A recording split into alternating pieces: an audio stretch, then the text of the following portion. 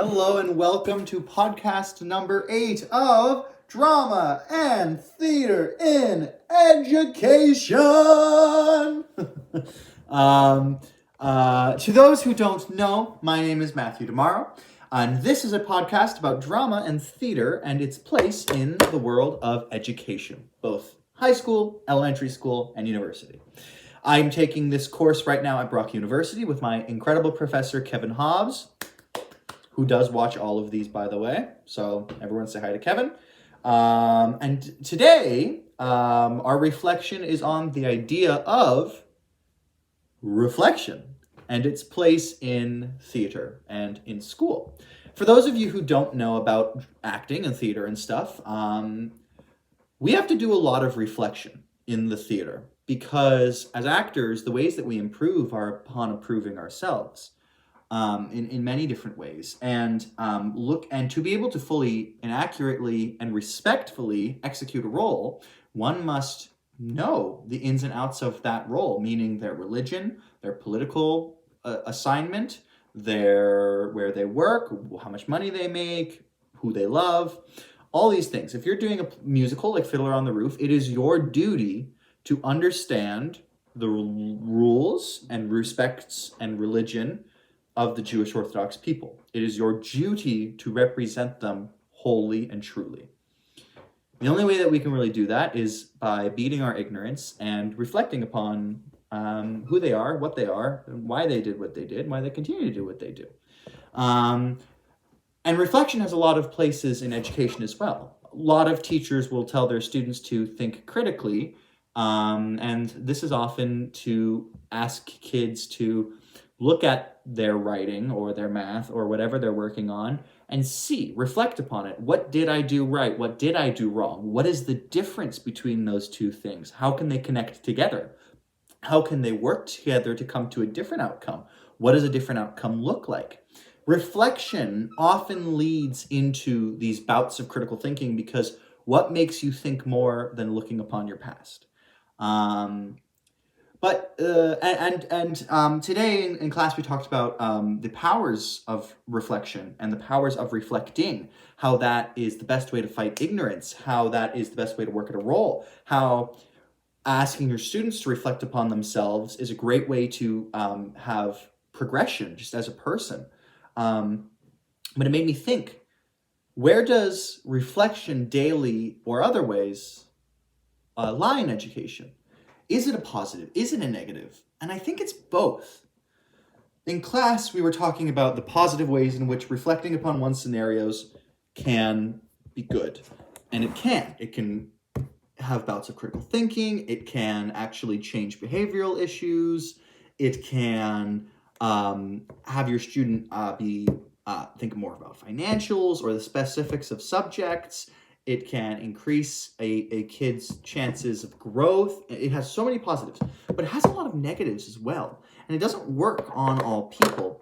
I have a friend, his name is John, and John struggles with reflection. And it's not because he's a bad person and he thinks he's perfect.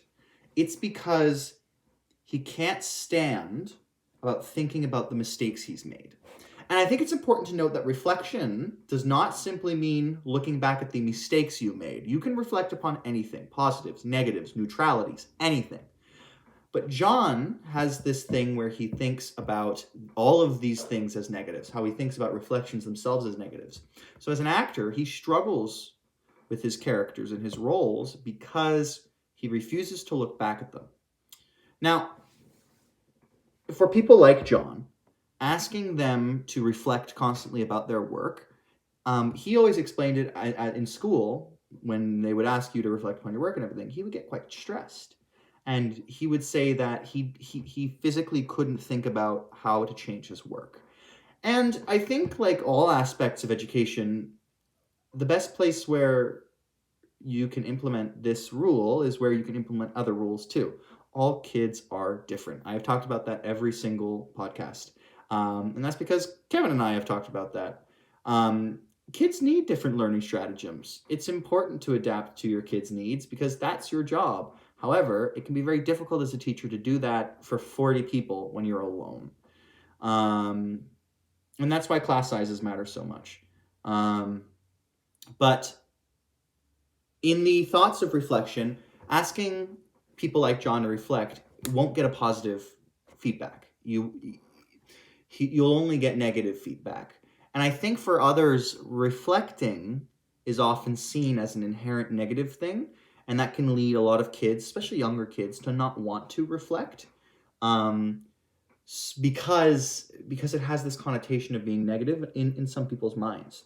So I think in certain aspects, asking people to reflect upon themselves, where they grew up, what they believe in, why they believe in it, is really important and necessary, especially for kids who can't comprehend and create more complex stories and ideas. It's much easier to take from things that kids can already visualize, already understand and feel, because they've been through it before. But I think as we get older, I think that it's not a bad idea to also add in different levels of critical thinking, not just reflection, because those kids can create with more depth. They can think in more dimensions. So you could execute things, people like John, it would just give them more options to be able to change the way that they do their work, just to be more comfortable. And so that it's less of a challenge for people like John. But I think that reflection itself has a very necessary place in education. It is a necessity to be able to look at the past things we've done and can glean new information from it.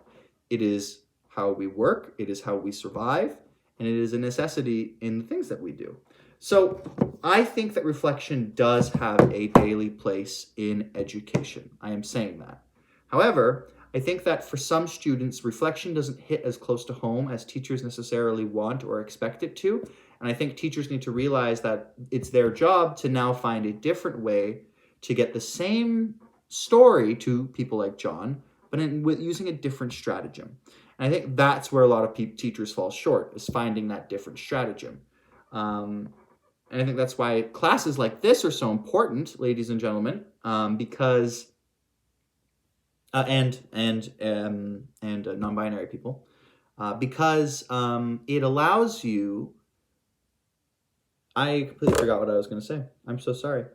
Anyways, reflections are very important and they're very necessary in our work. However, in certain cases, they don't necessarily execute the strategy correctly, and it leads to perhaps more difficulties than it does solutions.